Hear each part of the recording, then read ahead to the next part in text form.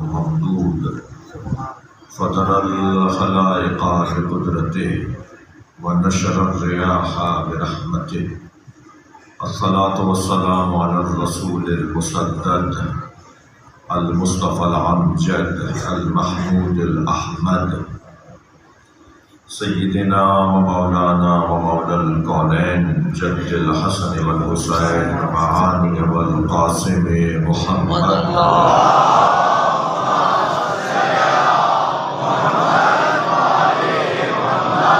وآله الطيبين الطاهرين المعصومين الذين قال الله إنما يريد الله ليذهب عنكم الرجس أهل البيت ويطهركم تطهيرا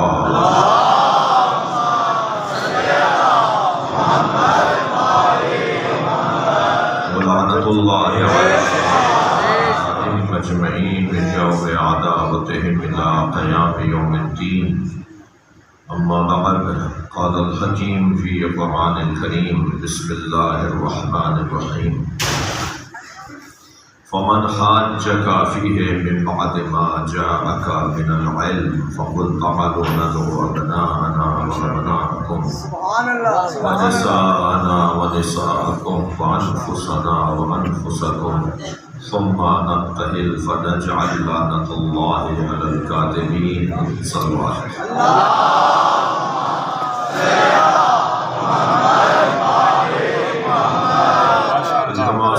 مرتبہ سورہ فاتحہ کی مرتبہ سورہ اخلاص حاضرین مجلس کے مرحومین خاص طور پر اہلیہ و سید محبوب علی نقوی، اہلیہ سید ممتاز علی بخاری، اہلیہ و سید ریاض علی بخاری، اہلیہ و سید خالد محمود نقوی، سید علی افضل نقوی، سید علی آفتاب نقوی، سید نرجس خاتون، ملک علی رضا کے تمام مرحومین اور بالخصوص مرحومہ مغفورہ سیدہ نرگس نقوی رحم اللہ من قرأ الفاتحہ۔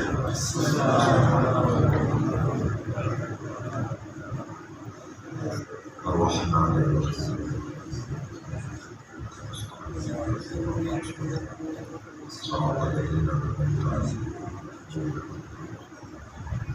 بسم اللہ الرحمن الرحیم مغفرت کے لیے صلوات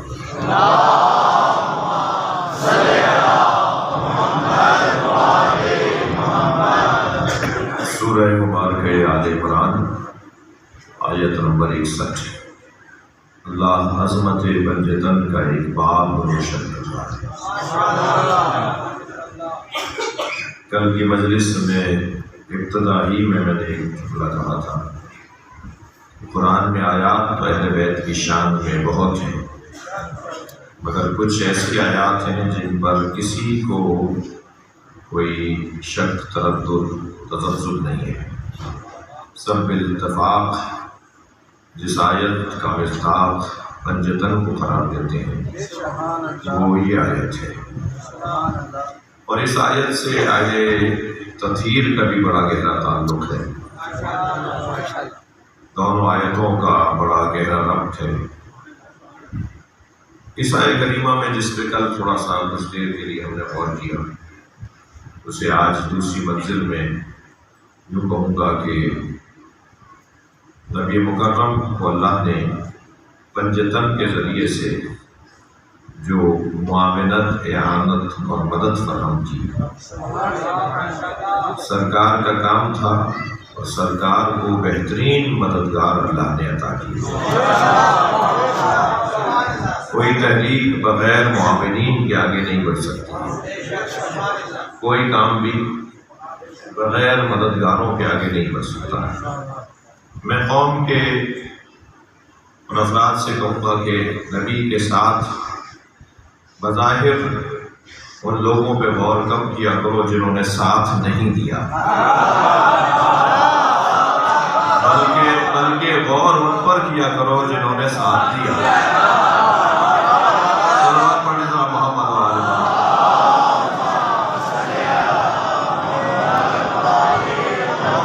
جنہوں نے نبی کا ساتھ دیا وہی خود ایک عنوان عنوان سے دلیل ہیں کہ وہ اللہ کی جانب سے تھے۔ اللہ جو کام اپنے اوپر دیتا ہے پھر اس کے سنبھالنے کا انتظام بھی خود کرتا ہے۔ مثلاً اس نے 2 چیزوں کا وعدہ کیا ہے کہ یہ میرا کام ہے، دو اس نے وعدے کیے ہیں، 2 واجب اس نے اپنے اوپر ڈالے ہیں۔ ہم پر بہت سارے واجب ڈالے ہیں، 2 واجب اس نے اپنے اوپر رکھے ہیں۔ ایک واجب یہ کہ ما من دابۃ فی الارض الا علی اللہ رزقها، زمین پر کوئی ہلنے والا رینگنے والا کوئی وجود ہی نہیں ہے مگر اس کے رزق کی ذمہ داری اللہ کی ہے۔ صلوات پڑھنے ذرا محمد والے۔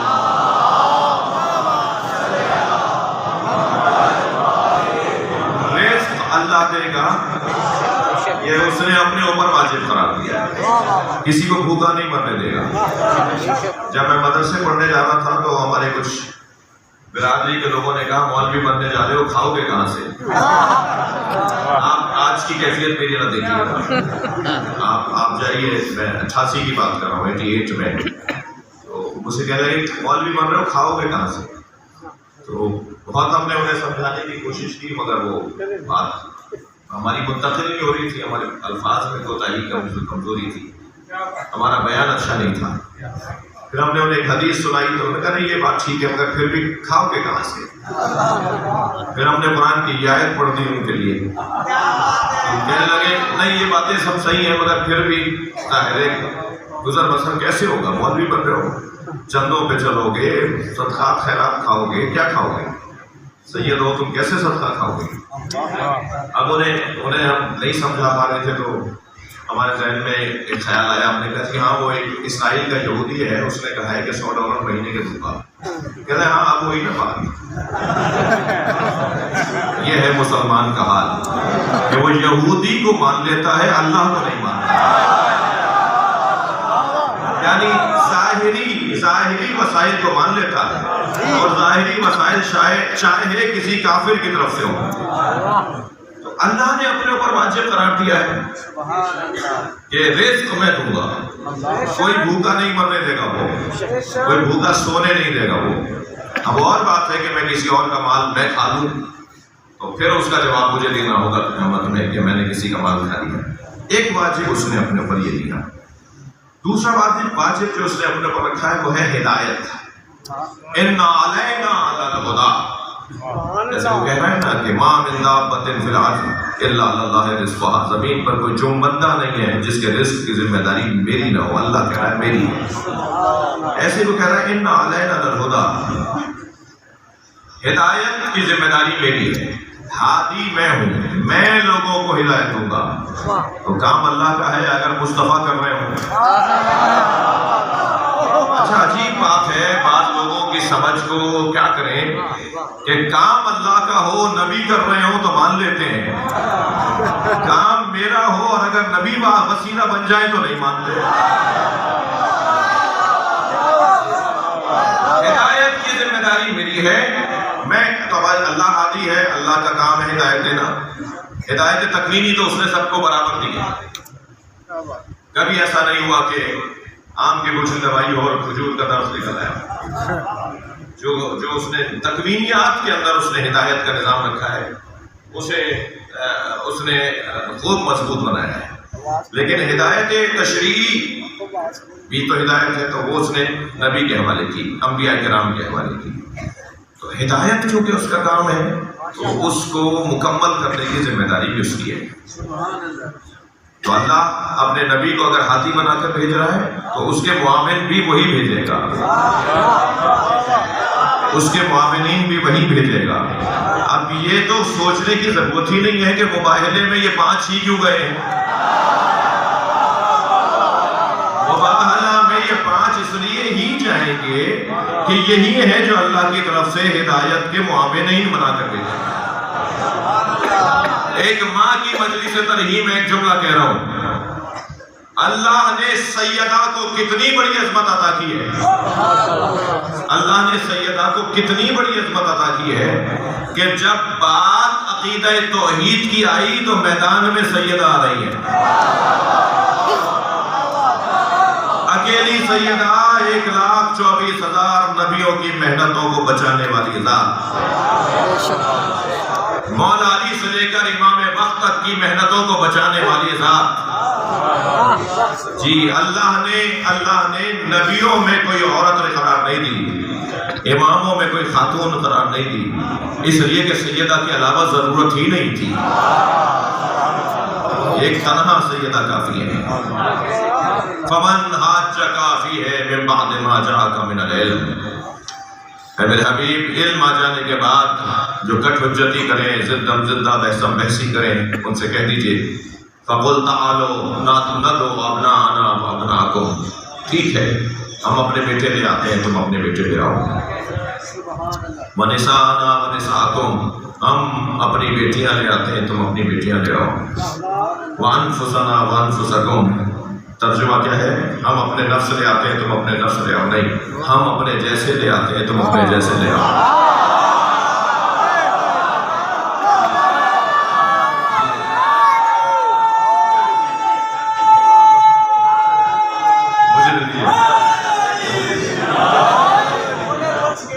ایک سلوات پڑھ لینا محمد.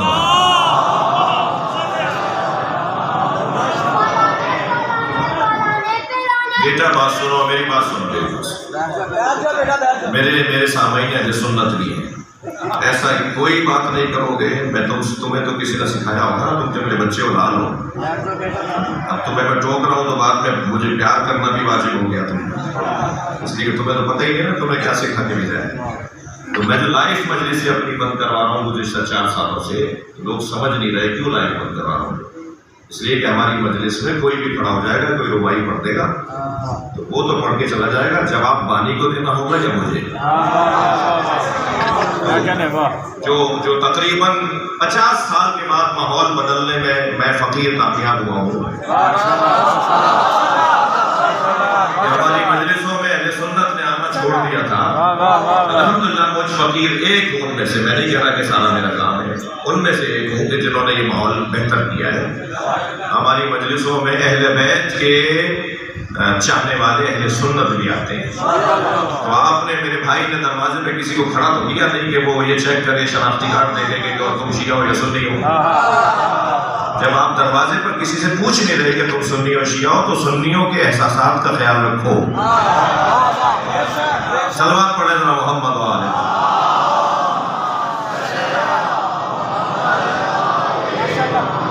صلوات آپ نے کچھ سوچ کہیں اور دماغ ہے، صلوات یہاں پڑھ رہے ہیں آپ.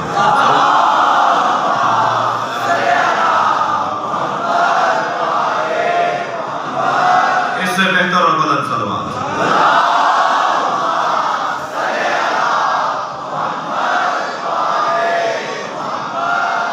ایک اور صلوات.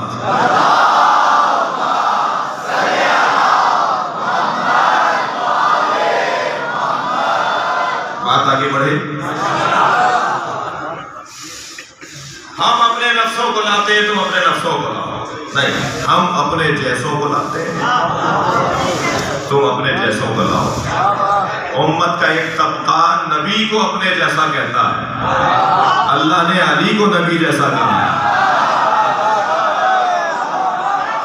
علی کو اللہ کے علاوہ کوئی نبی جیسا نہیں ہے. الا لا نبوت بعدی. یا علی تم میرے ساتھ ایسے ہی ہو، میری نسبت ایسی ہی رکھتے ہو جیسے ہارون اور موسیٰ کو. مگر کیونکہ ہارون بھی نبی تھے، موسیٰ بھی نبی تھے، لہذا نبی کو یہ کہنا پڑا کہ میرے بعد کوئی نبی آنے والا نہیں ہے. بھائی میرے بھائی محمد علی انجینئر نے ابھی پچھلے دنوں ایک اچھا جملہ کہہ دیا، جس کی جو بات اچھی ہو اسی کے نام سے نقل کرنا ہی امانت داری ہے. میرے بھائی نے ابھی پچھلے دنوں ٹی وی چینل پر ایک جملہ کہا کہ اگر کوئی نبی کے بعد نبی ہوتا تو علی ہوتا.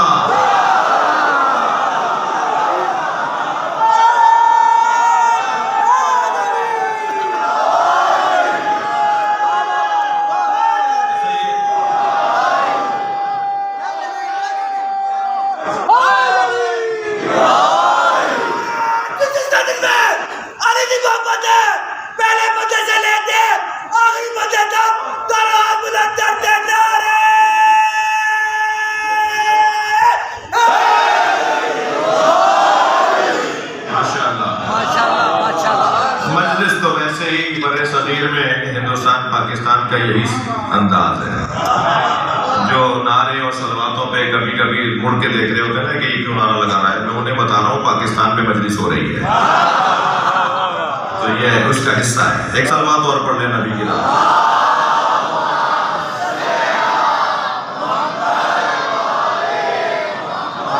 ہم اپنے جیسوں کو لاتے ہیں, تم اپنے جیسے. ثم نبتہل, توجہ, پھر ہم مباہلہ کریں گے.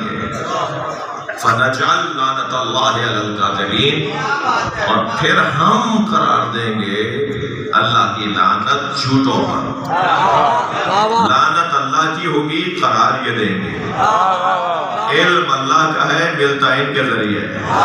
رزق اللہ کا ہے, دیتے یہ ہیں.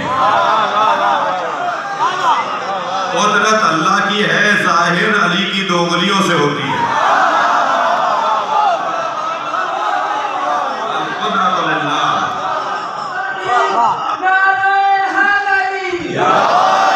العلم للہ, انما الغیب للہ, القدرت للہ, الرزق للہ, العزت للہ. یہ ساری چیزیں اللہ کی ذاتی ہیں, اور جس کی وہ ذاتی چیزیں ہیں وہ کہہ رہا ہے کہ میں جسے چاہوں ملک دے دوں, وہ کہہ رہا ہے میں جسے چاہوں عزت دے دوں. تو چیز اللہ کی ہے, مگر جسے چاہوں اس کے دو مطلب ہیں. ایک میں بادشاہی پائی جاتی ہے, ایک میں عدالت پائی جاتی ہے. بھائی وہ جسے چاہے دے دے, یہ لہجہ ہے بادشاہوں والا. وہ جسے چاہے دے دے, بھائی بادشاہ آدمی ہے, وہ جسے چاہے دے دے. یہ بادشاہی بات عدالت کی ہو رہی ہے. وہ جسے چاہے دے دے, وہ جسے چاہے, وہ جسے چاہتا ہے. اور اللہ کی چاہت عین عدالت. میرے بچوں اور جوانوں کو ایک جملہ ذہن میں بٹھا کے جانا ہوگا کہ ہم اصول دین میں توحید کے بعد عدل کے قائل ہیں, اور جو توحید کے بعد عدل کے قائل ہیں وہ اللہ کے ہر کام کو عادلانہ جانتے ہیں. وہ کوئی کام بادشاہوں والا نہیں کرتا, کام عدالت کے مطابق کرتا ہے. جی, یہ مائک سنبھالنے کے لیے آپ کسی بچے کو بھیجیں گے نہیں, اس لیے کہ وہ اس کا اہل نہیں ہے. تو آپ اور میں یہ مائک کے بٹن آگے پیچھے کرنے کے لیے اور تاروں کو اوپر نیچے لگانے کے لیے کسی ایسے بندے کو نہیں بٹھا رہے کہ جو جانتا نہیں ہے. جی, یہ تو ایک مادی چیز ہے. آواز میری کہیں برابر نہیں ہوئی تو کیا قیامت آ جائے گی. لیکن جو ہدایت کا کام ہے, جو انسانیت کا کام ہے, اسے سنبھالنے کے اللہ اسے سنبھالنے کے لیے کس کو دے گا؟ جو خود ہدایت یافتہ ہوگا. اچھا, یہ تو نظام یہی ہے نا. پھر ہم اللہ کی لعنت جھوٹوں پہ قرار دیں گے. تو یہ ایک آیت کا ظاہری ترجمہ ہے. اس آیت پر غور کرنے کے لیے میں آپ سے سہارا چاہتا ہوں. پھر ایک مرتبہ غور کیجیے. فَقُلْ تَعَالَوْا نَدْعُ أَبْنَاءَنَا, ان سے کہہ دو کہ ہم اپنے بیٹے لاتے ہیں, تم اپنے بیٹے لاؤ. یہ نہیں کہہ رہے کہ أَبْنَاءَكُمْ وَأَبْنَاءَنَا, تم اپنے بیٹے لے آؤ, ہم اپنے بیٹے لے آتے ہیں. جی, جو اپنے گھر سے اپنی تحریک کا آغاز نہ کرے وہ سچا محرک نہیں ہے. جس کے گھر والے اس کا ساتھ نہ دیں وہ سچا محرک نہیں ہے. سچا محرک وہ ہے کہ جس کے گھر والے اس کا ساتھ دیں. سرکار کے گھر والے سرکار کا ساتھ دے رہے ہیں. اور پھر بیٹوں کو, ہم اپنے بیٹوں سے زیادہ, اولاد سے زیادہ قیمتی شے کیا ہے؟ یہ اولاد سے زیادہ کوئی شے قیمتی نہیں ہے. اسی لیے حضرت ابراہیم نے بھی سب سے بڑا جو امتحان دیا ہے وہ اولاد کی قربانی دی ہے, جس کے بعد آپ کو امامت ملی ہے, جس کے بعد اللہ نے کہا ہے کہ اس سے بڑی قربانی نہیں ہے. ان ھذا لہو البلاء المبین, سورہ صافات. اس سے بڑا امتحان ہم نے کسی سے نہیں لیا. پھر آگے جا کے کہا کہ وَفَدَيْنَاهُ بِذِبْحٍ عَظِيمٍ, جو سب سے بڑا امتحان ہم نے تاریخ ابدیت میں ابراہیم سے لیا ہے. اس سب سے بڑے امتحان کو ہم مؤخر کر رہے ہیں, ابراہیم کے ہی نسل سے آنے والے حسین سے لیں گے. قرآن میں عاشور کے دن کے اوپر یہ آیت ہے وَفَدَيْنَاهُ بِذِبْحٍ عَظِيمٍ, جسے علامہ اقبال نے کہا ہے اللہ اللہ بائے بسم اللہ پدر, مانیے ذبح عظیم آمد بسر. مگر سب سے بڑا امتحان حضرت ابراہیم کا اولاد کی قربانی. خود آگ میں چلے گئے، یہ بڑی قربانی نہیں تھی، لیکن جب بچے کے گلے پہ چھری چلا دی تو پھر اللہ نے کہا یہ سب سے بڑی قربانی. اولاد سے بڑی تو کوئی قربانی نہیں ہے. نبی اپنی اولاد کو لے کر آ رہے ہیں. نبی کی تو کوئی اولاد نہیں ہے، بیٹا نہیں ہے سرکار کا. اس آیت میں جب اللہ نے کہا کہ ہم اپنے بیٹے لاتے ہیں، نبی سے کہلوایا ہم اپنے بیٹے لاتے ہیں، تم اپنے بیٹے لے کر آؤ، تو اب جو نبی کے بیٹوں کی جگہ میدان میں جائے گا وہی نبی کا بیٹا کہلائے گا. لہذا قیامت تک نسل نبی کا اگر عنوان ہے تو وہ حسین سے. اور مولا کائنات تو اس بات پر گویا فخر کرتے تھے، میں اپنے محاورات کی جملوں میں کہہ رہا ہوں، جھومتے تھے خوشی سے. اور ایک خط کے جواب میں بھی حضرت نے لکھا کہ تم میری برابری کیا کرو گے. کسی اور سے کسی نے برابری کی بات کی کہ میرا دادا بھی بڑا، تمہارا دادا بھی بڑا تھا، میرا باپ بھی ایسا، تمہارا باپ بھی ایسا، بڑے خاندان کے ہیں دونوں، فلاں فلاں. تو حضرت نے جواب میں لکھا کہ تم میری کیا برابری کرو گے. اس وقت فرمایا تھا وَسِبْتَ أَحْمَدٍ وَلَدَيَ مِنْهَا فَمَنْ مِنْكُمْ سَهْمٌ كَسَهْمِي. میں نبی کے 2 بیٹوں کا باپ ہوں. بھائی سلامات پڑھنے محمد و آل محمد.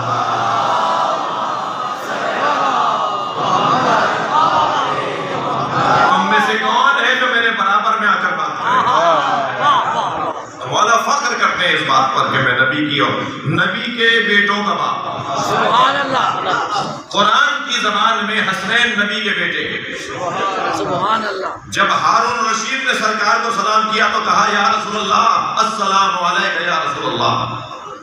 قریب نہیں، امام موسیٰ کاظم تشریف فرما تھے، آپ نے آواز دے کر کہا السلام علیکہ یا جدہ یا بتا، سلام ہو میرے بابا آپ پر. تو وہ مڑا اور کہنے لگا آپ کے بابا کیسے ہیں؟ آپ تو بیٹی کے بیٹے ہیں. حضرت نے فرمایا ابھی اگر قبر مبارک سے سرکار باہر آ جائیں اور تمہاری بیٹی مانگے کہ میں اپنے آپ میں لینا چاہتا ہوں تو کیا ارادہ ہے؟ کہنے لگا میرے لیے اعزاز ہے، میرے لیے اعزاز ہے کہ میرے نبی میرے داماد ہو جائیں گے. حضرت نے فرمایا مگر میری بیٹی نہیں مانگ سکتے، اس لیے کہ میری بیٹی ان کی بیٹی ہے. میں دلیل دی حضرت نے عملی طور پر ابنانا و ابناکم، ہم اپنے بیٹے لاتے ہیں، تم اپنے بیٹے لے کر آؤ. ونسانا و نساکم، ہم اپنی بیٹیاں لے کر آتے ہیں، تم اپنی بیٹیاں لے کر آؤ. عزیزو بڑی عظمت ہے. اچھا یہ مسئلہ مجھے بتائیے کہ یہ آیت جو ہے یہ مسئلہ رسالت کا تھا یا توحید کا؟ یہ مسئلہ وہ کہہ رہے تھے کہ اللہ کے بیٹے ہیں حضرت عیسیٰ، اور سرکار اسے کہہ رہے تھے کہ الیاذ باللہ لم یلد ولم یولد لم یتخذ صاحبۃ ولا ولد. وہ اللہ نہ صاحب اپنا یعنی برابر کوئی اپنا کوئی ہمسر ایجاد طلب کرتا ہے، اور نہ ہی کوئی اس کی اولاد ہوتی ہے، نہ ولد ہوتا ہے. بہت بحث ہوتی رہی، کہنے لگے نہیں کیونکہ حضرت عیسیٰ کے ہاں والد نہیں تھے، صرف ماں سے، صرف خاتون سے، صرف ماں سے دنیا میں آئے ہیں. تو نبی نے فرمایا اگر یہی دلیل ہے تو پھر حضرت آدم کے تو ماں بھی نہیں تھی. تم حضرت آدم کے ابن اللہ ہونے کے تو قائل نہیں ہو، حضرت عیسیٰ کے ابن اللہ ہونے کے قائل ہو، یا تو مانو انہیں بھی ابن اللہ، مگر ان کو نہیں مانتے. تو کہا وہ سب سے پہلے اللہ کے بندے تھے، ماں کی گود میں آ کر کہا کہ میں عبداللہ ہوں، اللہ کا بندہ ہوں. تو سرکار نے فرمایا وہ سب سے پہلے نہیں تھے. ان کان للرحمن ولد فانا اول العابدین.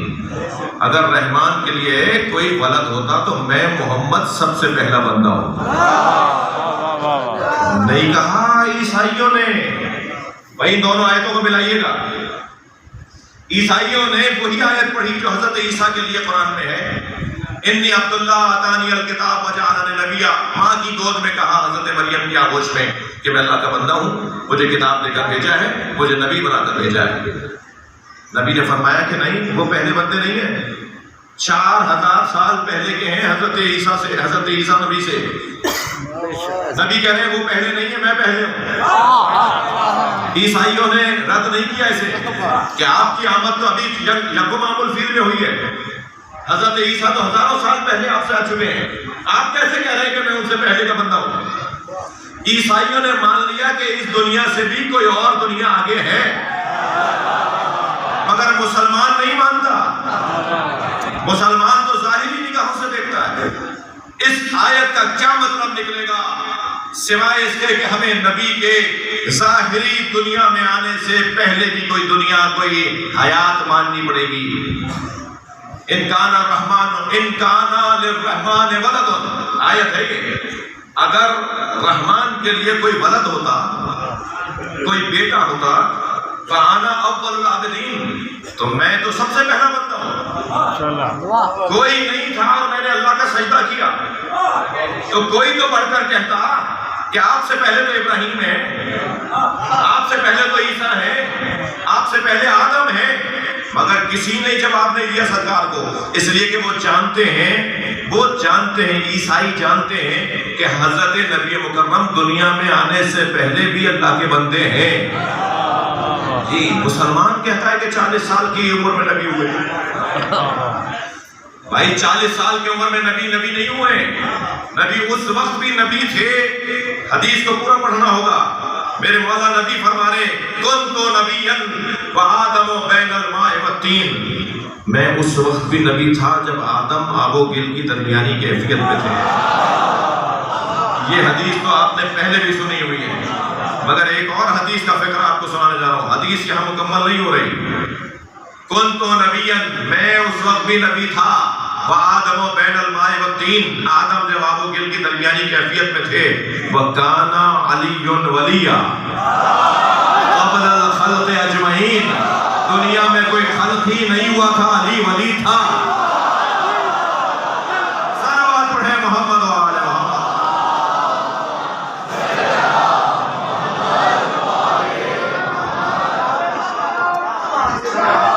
کیفیت میں تھے، تو یہ تو کوئی بات نہیں، تو یہ مسئلہ عقیدہ توحید کا تھا، مباہلہ توحید کے تحفظ کے لیے بقا ہوا یا رسالت کے تحفظ کے لیے؟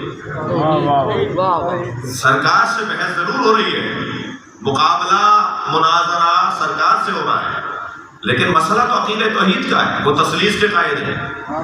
نبی توحید کی بات کر رہے ہیں، وہ کہہ رہے ہیں تین اللہ، نبی کہہ رہے ہیں وحدہ لا شریک اللہ۔ تو بحث تو تین اللہوں میں اور وحدہ لا شریک اللہ میں ہو رہی تھی، بحث تو اللہ کی موضوع پر تھی نا۔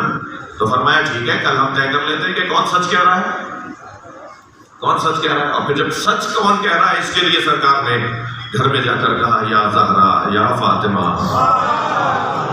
انی اجد فی بدنی ضعفا، میں اپنے بدن میں ضعف محسوس کر رہا ہوں، دینی بالکساء الیمنی، مجھے چادر یمنی لا کر دے دو۔ سیدہ نے چادر یمنی فرماتی آتا ہے تو کساء الیمنی، میں نے چادر یمنی لا کے سرکار کو دے دی، نبی کو اپنے بابا کو دے دی۔ سرکار نے، میرے نان بابا نے اس چادر کو اپنے اوپر لے لیا۔ کچھ دیر کے بعد امام حسن آئے، اتفاقاً نہیں آ رہے، بھیجے جا رہے ہیں۔ ضعف بدن نبی کی بات نہیں ہے، ضعف بدن نبوت کی بات ہے۔ ضعف بدن نبی شاید آرام کرنے سے دور ہو جائے، مگر ضعف بدن نبوت اجزائے نبوت کے جمع ہونے سے دور ہوگا۔ اب اجزائے نبوت سمٹتے جا رہے ہیں، امام حسن اتفاقا نہیں آ رہے، اللہ بھیج رہا ہے۔ آ کر کہا اماں مجھے نانا کی خوشبو آ رہی ہے۔ یہ کیسی خوشبو ہے جیسے سونگھنے کے لیے حسن مولا کا شامہ چاہیے، ہر ایک یہ خوشبو سونگ ہی نہیں سکتا، مجھے نانا کی خوشبو آ رہی ہے۔ فرماتی نا کہ آرام کر رہے ہیں۔ بچہ کبھی بڑے کی گود میں آغوش میں بعد ساتھ لیٹنے کے لیے آئے تو اسے کہا جائے گا نا کہ آرام کرنے دو، لیکن بی بی نے فرمایا چادر کے نیچے۔ مولا نے بھی وہاں جا کے سلام کیا تو سرکار نے جس خوشی سے جواب دیا ہے وہ حدیث کے سامنے آپ پڑھ چکے ہیں، جیسے انتظار ہو رہا ہو کہ کب آؤ گے۔ اور جب چادر میں لے لیا تو کچھ ہی دیر کے بعد بلا فاصلہ امام حسین آئے۔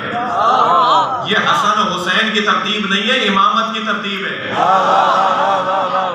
اور آنے کے بعد ایک مرتبہ کہا کہ مجھے نانا کی خوشبو آ رہی ہے۔ فرمایا تمہارے بھائی کے ساتھ چادر میں ہے۔ قریب جا کے نانا کو سلام کیا، ایسے ہی پیار سے جواب دیا، انہیں بھی چادر میں لے لیا۔ اچھا یہ دونوں تو شہزادے کم سن تھے، ہم کسی اور کی زبان میں بھی تو کبھی کبھی بات کرتے ہیں نا. آپ کہتے بچے تھے، مولا علی تشریف لا رہے ہیں تو فرماتے تھی نا مولا علی کو کہ آرام کر رہے ہیں، مگر میں صرف یہ نہیں بتایا کہ آرام کر رہے ہیں بلکہ بتایا آپ کے بچوں کے ساتھ ہیں. اور مولا نے چادر کے قریب ہو کر سلام کیا اور نبی سے اجازت مانگی اور نبی نے کہا چادر میں آ جاؤ. بھائی بچوں کا بڑے کے ساتھ لیٹنا سونا تو سمجھ میں آتا ہے، چادر کے اندر کسی بڑے کا بڑے کے ساتھ جانا کیسے سمجھو گے؟ زیادہ ٹائم نہیں لگے گا سمجھنے میں، کچھ ہی دیر میں آیت تطہیر نازل ہو رہی ہے. فرمایا میرے ساتھ میرے چادر میں آ جاؤ. جناب زہرا نے پھر آ کر، اچھا انہیں نہیں معلوم، آپ کو تو سیدہ پتا ہے، سیدہ نے آ کے کہا بابا میں چادر میں آ جاؤں. فرمایا چادر میں آ جاؤ. اور جب چادر میں جمع ہو گئے، اب نتن صاحب کا جملہ مجھے یاد آ رہا ہے. جعفریہ کالونی کے پرانے مجلسی مزاج لوگ تشریف فرمائے. نتن صاحب لاہور بہت آ چکے ہیں. نتن صاحب فرماتے ہیں جب نبی نے اینٹوں کے گھر میں چادر کا گھر بنایا،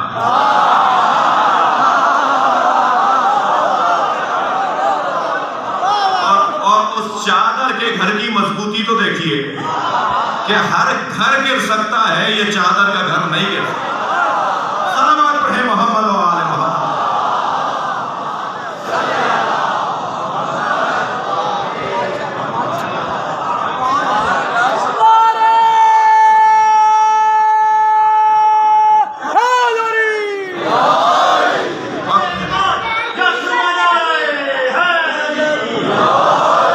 بلندتر صلوات نبی کی ذات پر.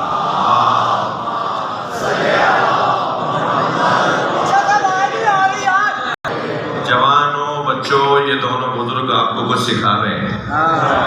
صلوات پڑھ لیں ذرا محمد و آل.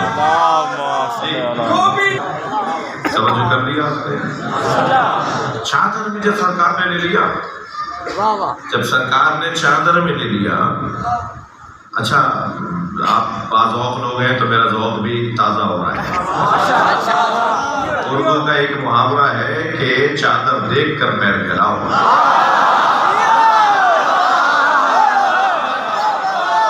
یہ گھرانہ وہ ہے جنہیں دیکھ کے چادر پھیلتی ہے.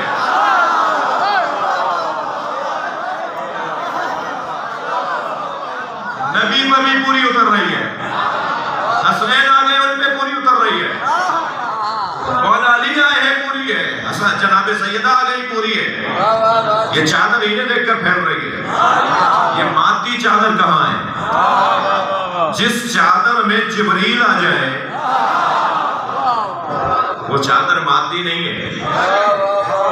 یہ ظاہر بین نگاہوں کو تو چادر نظر آ رہی ہے مگر وہ مادی چادر نہیں ہے، وہ روحانی نورانی چادر ہے. حدیث کے ساتھ اگر یہاں رکھی ہوتی تو میں ایک ایک جملہ اس سے پڑھ کر اس کی تشریح کرتا، تفسیر کرتا. اس میں یہ ہے کہ کانہ البدر یتلألأ کانہ البدر فی لیلۃ تمامہ و کمالہ. توجہ چاہوں گا، بخاری صاحب زاہد بخاری صاحب مجلس کے اختتام پہ بیٹھے ہیں، ان سے دعا چاہیے. کانہ البدر یتلألأ کانہ البدر فی لیلۃ تمامہ و کمالہ. وہ متلألأ یتلألأ چمک، ایک روشنی کا تیزی کے ساتھ نکلنا. وہ روشنی ایسے نکل رہی تھی کہ گویا 14ویں کا چاند نکل رہا. وہ جو روشنی ایک دم ایسے نکلی جیسے 14ویں کا چاند نکل رہا ہو، وہ کہاں سے نکلی؟ جب چادر سب نے لے لی، یعنی چادر چاند بن گئی تھی. تمہیں ان کا نور ہونا سمجھ میں نہیں آتا. بھائی میرا مضمون نور نہیں ہے، لیکن حسین وادی ہے جس میں نے کچھ دیر کے لیے اپنے آپ کو داخل کیا ہے. ان کے ساتھ تو چادر جڑ جائے تو وہ نورانی ہو جاتی ہے. ان کے بچوں کا نور کیسا ہوگا؟ اچھا سنی بھائی مجلس میں آئے ہوئے، نبی نور تھے یا بشر؟ یہ ایک بحث ہے ہمارے سنی بھائیوں کے. ہمارے یہاں کچھ بحثیں ہیں ہی نہیں. یہ ہمارے یہاں کچھ بحثیں نہیں ہیں، یعنی ہمارے یہاں وہ بات ہی نہیں ہے، عنوان ہی نہیں ہے، اس پہ زور ہی ہمیں نہیں لگانا، اس پہ ہمیں محنت ہی نہیں کرنی. یہ بچہ جانتا ہے کہ وہ کیسے نور ہیں. میں ایک آیت سورہ مبارکہ توبہ کی ایک آیت سنانے جا رہا ہوں ماشاءاللہ ماشاءاللہ. نور کے بارے میں. یہ پوری چادر نور کا بقعہ نور بن گئی. سبحان اللہ. اس میں سے یہ پوری چادر لگ رہی تھی جیسے چاند رکھا ہو. جیسے چاند رکھا ہو. اچھا چاند ہمیں اس لیے سمجھایا ہے کہ ہم چاند کی روشنی کو ذرا نور سمجھتے ہیں, روشنی سمجھتے ہیں. جو جتنا دماغ ہوگا اتنی بات ہوگی نا بھائی. ہمارا جتنا دماغ ہے اللہ اگر اس سے ہٹ کر بات کرے تو فصاحت کے خلاف, اگر اس سے اللہ ہٹ کر بات کرے تو فصاحت کے خلاف, ورنہ چاند ان کے آگے کیا ہے بھائی. جو بدلیوں میں چلا جائے, جو کہنوں کا شکار ہو جائے, جو کہنوں کا شکار ہو جائے وہ چاند اور ہے. یہ تو ویسے چاند ہے کہ اگر انہیں اسیر بھی کر دیا جائے تو لوگوں کو رہائیاں دلوا رہے ہوتے ہیں. ان کے پاس کچھ نہ ہو تب بھی بانٹ رہے ہوتے ہیں. ان کے پاس کچھ بھی نہ ہو تب بھی خالی ہاتھ نہیں جانے دیتے کسی کو. ان کا تو انداز ہی کچھ اور ہے. بات نور کی کر رہا تھا. پوری چادر نور بنی ہوئی ہے. بے شک بے شک. پوری چادر نور بنی ہوئی. مجھے جلدی نہیں ہے, آپ لوگوں کو تو جلدی نہیں ہے. وہ جس میں سرکار آئے ہیں, پنجتن آئے ہیں, وہ پوری کی پوری چادر نور. آیت ہدیہ کر رہا ہوں اہل بیت کے نور ہونے پر. سبحان اللہ سبحان اللہ. الذین آمنوا بہ, بس وہ لوگ جو میرے نبی پر ایمان لائے, تھکے تو نہیں آپ. وعطروا, جنہوں نے میرے نبی کی تعظیم کی. ایمان لانا آسان ہے, تعظیم کرنا مشکل ہے. بہت سارے لوگ ہیں کہ جو کہتے ہیں کہ ہم ایمان لے آئے. ان کے ایمان کا پتہ تب لگے گا جب وہ ادب کر رہے ہوں گے, تعظیم کر رہے ہوں گے. الذین آمنوا بہ وعطروا, تعظیم. ونصروا, جنہوں نے میرے نبی پر, جو میرے نبی پر ایمان لائے, جنہوں نے میرے نبی کی تعظیم کی, جنہوں نے میرے نبی کی مدد کی. یہ ہو گئے مسلمان, بہتر مسلمان ہوتے جا رہے ہیں. ایمان لانے والا مسلمان, مومن. اس سے اچھا مسلمان جو تعظیم کرے, اس سے اچھا مسلمان جو مدد کرے. سب سے اچھا مسلمان کون ہے؟ والذین آمنوا بہ وعطروا ونصروا واتبعوا نور الذی انزل معہ. اور سب سے اچھا مسلمان وہ ہے جو اتباع کرتا ہے اس نور کی جو نبی کے ساتھ نازل ہوا ہے.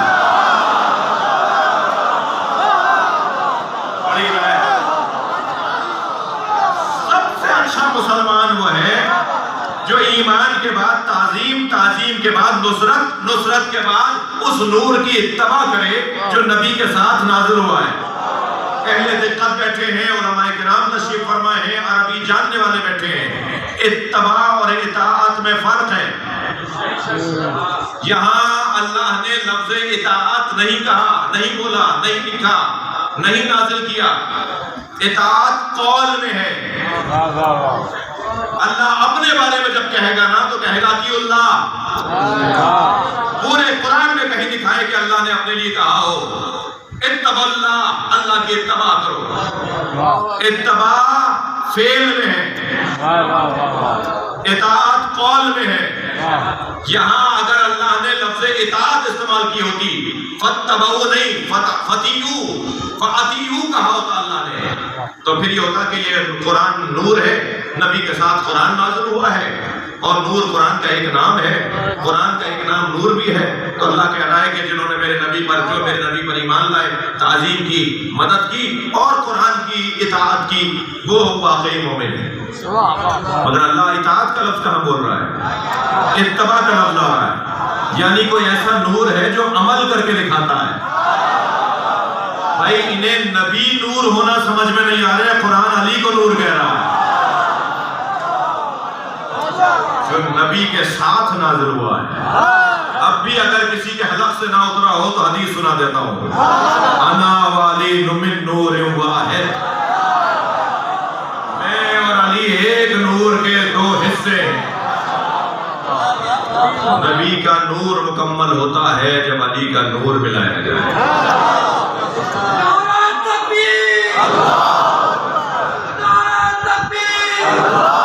نور سے مل کر مکمل. چادر نور بن گئی تھی بھائی. سرکار کا وجود تو بہت بڑا وجود ہے. یہ چادر تو کوئی معمولی چادر نہیں ہے. بے شک بے شک. گھوڑے پر بیٹھ جائیں تو وہ عام گھوڑا نہیں رہتا. ناقے پر سرکار بیٹھ جائے تو عام ناقہ نہیں رہتا. جی نبی مکرم جس سواری پر بیٹھتے تھے لم یسن ولم یحرم. قط حدیث کا جملہ ہے. جس سواری پر بیٹھ جاتے تھے نہ وہ بوڑھی ہوتی تھی نہ وہ بیمار ہوتی تھی. بڑھاپا ہی نہیں آتا تھا اس کے. سرکار سے اگر جانور کی نسبت ہو جائے تو وہ معمولی جانور نہیں رہتا. البتہ جانوروں کا حساب علیحدہ ہے. فتح خیبر کے موقع پر جانوروں کو باندھ کے کھڑا کیا تھا جو مال غنیمت میں ملے. ان جانوروں میں ایک گدھا تھا جو رسی چھڑا رہا تھا. سرکار نے اسے جب دیکھا کہ مضطرب ہے بے چین ہے تو آپ نے ایک صحابی محترم سے فرمایا کہ اس کی رسی چھوڑ دو, اس کی رسی کھول دو. جب اس کی رسی کھولی تو وہ دوڑتا آیا اور نبی کے پیروں کا اس نے بوسہ کیا اور سرکار سے اس نے کہا یا رسول اللہ میرے آبا و اجداد کی پشت پر نبی اور وصی نبی بیٹھے ہیں. ایک مدت سے ہماری پشت پر کوئی نبی یا وصی نبی نہیں بیٹھا. جی ان مشرکوں اور کافروں سے تو یہ گدھا اچھا تھا.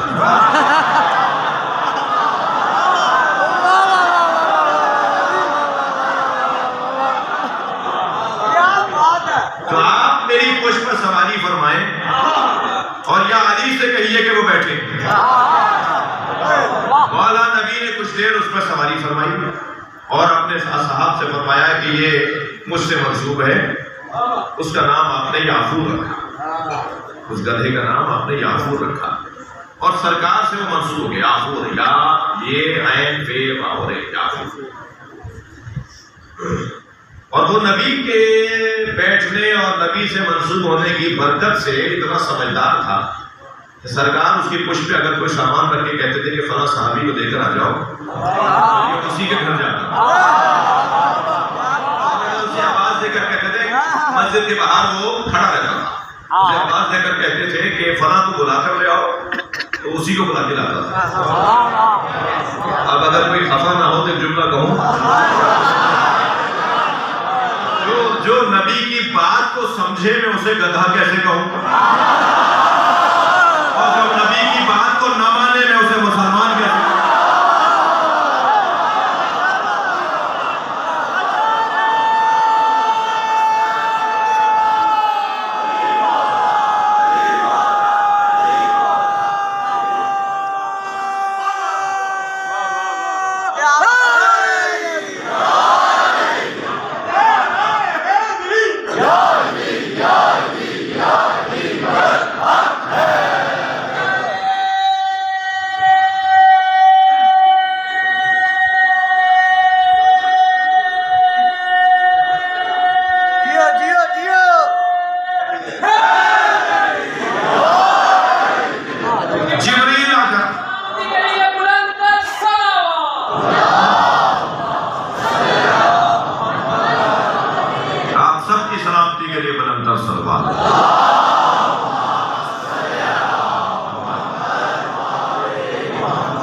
جبریل امی آ کر کہہ رہے ہیں یا رسول اللہ میں بھی آپ میں چھٹا ہو جاؤں. یہ جبریل کا اس چادر میں آنا بتا رہا ہے کہ مسئلہ نور کا ہے. صاحب اسے کہنے لگے کہ جبریل انجتن کا مقام اتنا بلند, جبریل کا یہ کہاں مقام ہے کہ وہ انجتن کا حصہ بنے. میں نے کہا تم جس زاویے سے دیکھ رہے ہو وہ زاویہ بھی ٹھیک ہوگا مگر یہ زاویہ کچھ اور ہے. یہ اللہ بتانا چاہ رہا ہے کہ نور کی انجمن ہے. جبریل نے ان میں آ کر یہ ثابت کر دیا کہ یہ مادی دنیا نہیں ہے. تو ہمیشہ منفی کیوں سوچتے ہیں, کوئی مثبت پہلو تو نکالے. تو آگے کہا کہ میں چادر میں آ جاؤں, توجہ. تو اللہ کی طرف سے اجازت جب مل گئی ہو تو نبی کیسے اجازت نہیں دی؟ تو پہلے اللہ سے پوچھ کے آ رہے ہیں نا کہ اللہ میں بھی چلا جاؤں زمین پر اور میں بھی ان میں چھٹا ہو جاؤں. پہلے تو پوچھا یہ ہے کون؟ کیا رب ومن تحت کے ساتھ؟ یا اللہ چادر کے نیچے کون ہے؟ کہیں سے دیکھ رہے ہیں، کہیں سے دیکھ رہے ہیں، لطف لیجیے گا، کہیں سے دیکھ رہے ہیں، اور پھر اللہ سے پوچھ رہے ہیں کہ یہ چادر کے نیچے کون ہے؟ اور اللہ بھی یہ نہیں کہہ رہا کہ اس میں میرے محمد ہے، ان کی بیٹی ہے، بلکہ اللہ کہہ رہا ہے ہم فاطمہ، جنہیں سمجھ نہیں سکتے وہ ہیں،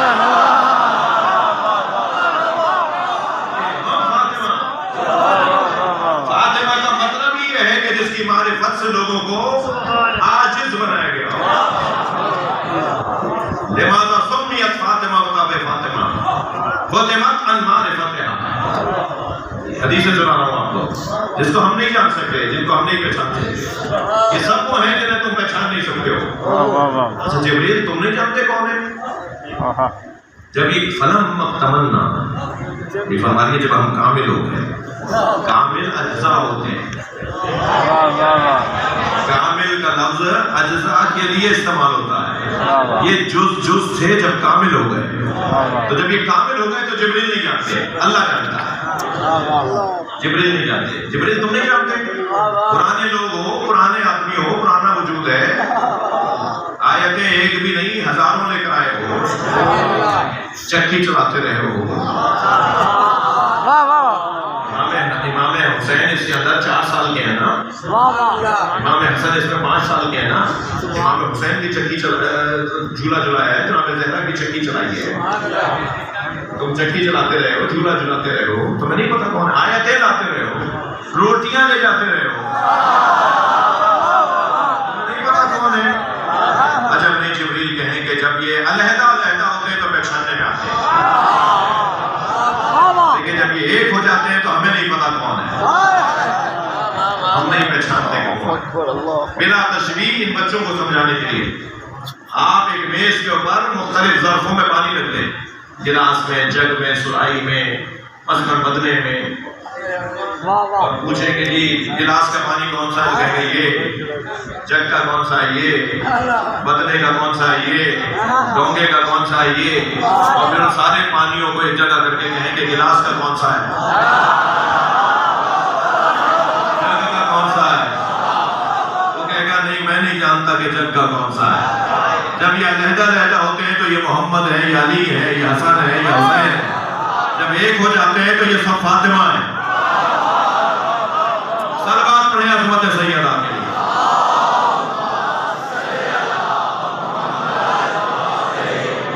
جناب فاطمہ الزہرا سلام اللہ علیہا، بلند سے بلند صلوات۔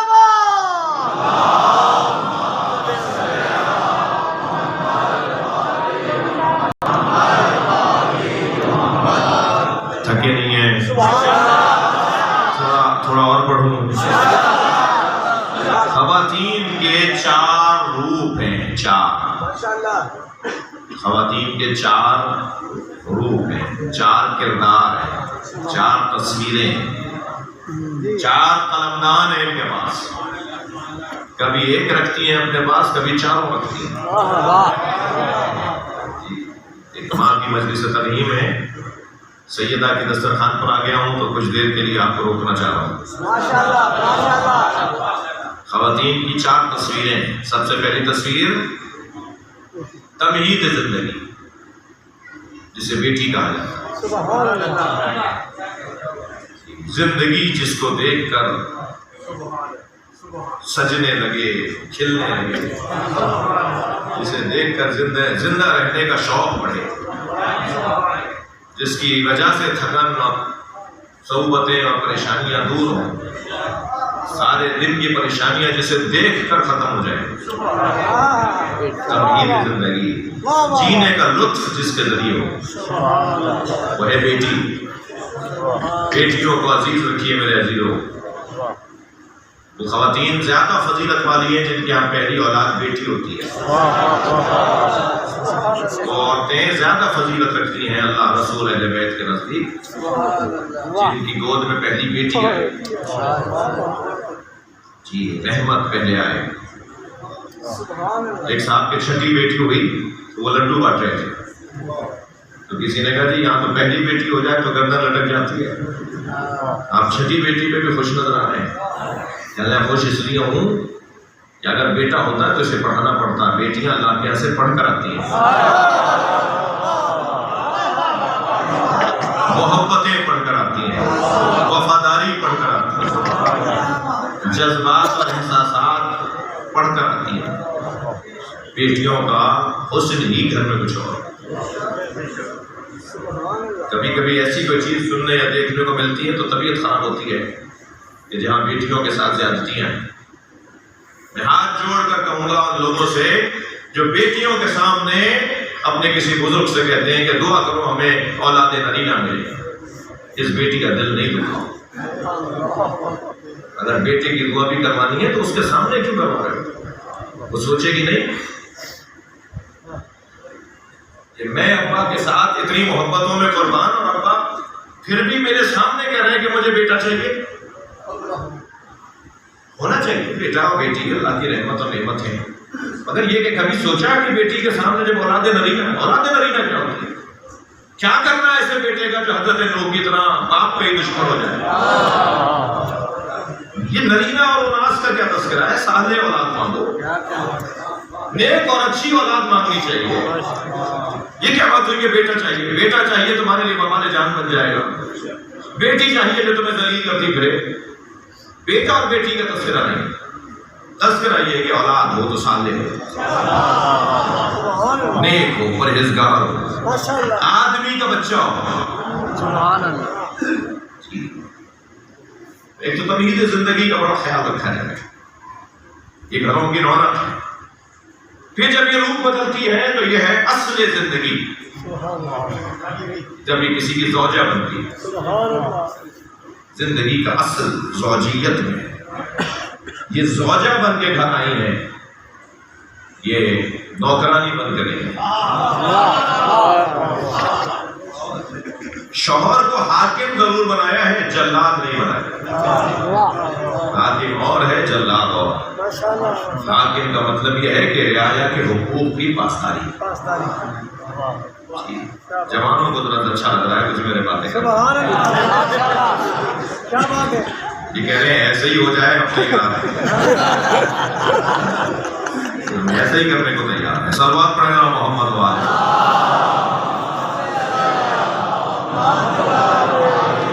اصل زندگی زوجہ، جن گھروں میں زوجہ اور شوہر میں، زن و شوہر میں، زوج اور زوجہ میں ہم آہنگی ہے، وہ گھر جنت ہے۔ جی اللہ سے یہ دعا کریں کہ اللہ اصل زندگی جو آپ کو عطا کرے، جب خاتون اصل زندگی میں ڈھلے تو وہ کسی آدمی کی بچی ہو، وہاں سے بنیادی چیزیں سمجھ کے آئی۔ البتہ یہ توقع رکھنا بہت اچھا نہیں ہے کہ وہ 80 سالہ عورت کی طرح تجربے کار ہوگی۔ بہو آپ کو 24 سال کی چاہیے، تجربہ آپ کو 80 سال کا، یہ کیسے ممکن؟ غلطیاں کرے گی، کوتاہیاں کرے گی، اس کے ساتھ بے توجہیاں ہوں گی، مگر برداشت کرو، آگے بڑھے گی آہستہ آہستہ۔ یہ ہے اصل زندگی۔ جن کی زوجائیں اپنے شوہروں سے ہم آہنگ ہیں، ان کی گھروں کی کیفیت ہی کچھ اور ہے۔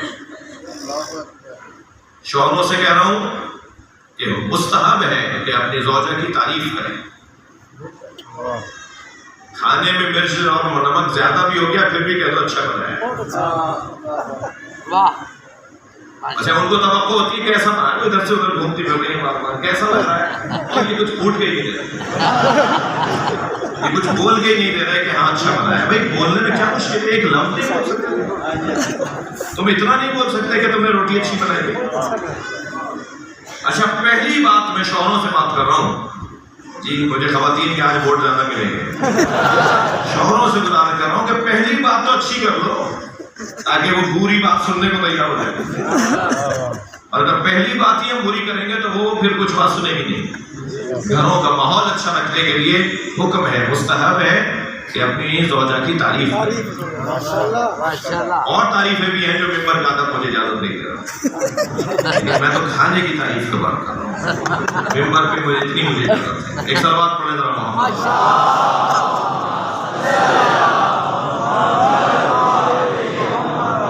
ماشاءاللہ پورا مجمع سمجھدار ہے اور تجربے کار ہے، تو تو اصل زندگی زوجہ، اور پھر جب یہ اپنا روپ اور اپنی تصویر بدلتی ہے تو یہ ہے نتیجہ زندگی، جب یہ ماں بنتی ہے۔ تمہید زندگی بیٹی، اصل زندگی زوجہ، نتیجہ زندگی ماں۔ پھر یہ تو شیرنی ہو جاتی ہے، پھر یہ دگنی طاقت رکھتی ہے، اولاد اس کی گود میں ہے، یہ راج کرتی ہے، یہ احترام اپنا بڑھا دیتی ہے، اور یہ بھی اللہ کی وجہ سے ہوا ہے، اللہ نے دیا ہے۔ ان کے ہاتھ میں تھا تو 10 سال تک کیوں نہیں ہوئی اولاد؟ اب اللہ نے ان پہ کرم کیا ہے، تو جس اللہ نے کرم کیا اس نے بدتمیزی کرنے کی اجازت نہیں دی، اس نے ماحول اچھا رکھنے کا حکم دیا ہے۔ لہذا کہیں ایسا نہ ہو کہ بیٹا ہونے پر گردن اکڑنا لگ جائے، بیٹی ہونے پہ لہجہ بدلنا شروع ہو جائے ساس اماں سے اور نندوں سے اور جٹھانیوں سے، نہیں، اسی طرح سے رہو جیسے تمہیں اللہ نے تمہیں چاہتا ہے، تمہارے ماں باپ نے سکھایا ہے۔ گھر کا ماحول اچھا رکھو، یہ ہے نتیجہ زندگی جب یہ ماں بنتی ہے۔ تھک تو نہیں رہے؟ لیکن عزیزو، یہ تینوں کردار اللہ نے سیدہ میں رکھے۔ تمہید زندگی جو مصطفیٰ کے لیے ہو وہ فاطمہ ہے، اصل زندگی جو مولا علی کے لیے ہو وہ سیدہ ہے، نتیجہ زندگی جو حسنین اور بی بی زینب کے لیے ہو، بی بی ام کلثوم کے لیے ہو وہ جناب زہرا ہے۔ مگر 3 تصویریں سیدہ کے ہاں، کمال ہی کمال، ایک تصویر سیدہ کے ہاں اللہ نے نہیں رکھی تاکہ زینب کی قدر معلوم ہو، اور وہ ہے حسن زندگی، بہن۔ یہ اللہ نے قصداً جناب زہرا اور ثانیہ زہرا کو جوڑا ہے تاکہ زینب کا مقام، بیوی کا مقام لوگوں پہ روشن ہو جائے۔ ثانیہ زہرا کا لقب ہی اس لیے ہے کہ اب زہرا کو ایک ثانی چاہیے، زہرا کو ایک اور زہرا چاہیے، دونوں کو ملائیں گے تو سیدہ کی سیرت مکمل ہو۔ اللہ نے جوڑ دیا ہے ان ہستیوں کو ایک کے ساتھ دوسرے کو جوڑ دیا۔ اب ثانیہ زہرا کی ضرورت ہے اس لیے کہ حسن زندگی بہن، بہن۔ چلیے ذرا بہن بھائیوں کی قربانی پر ہوتا ہے۔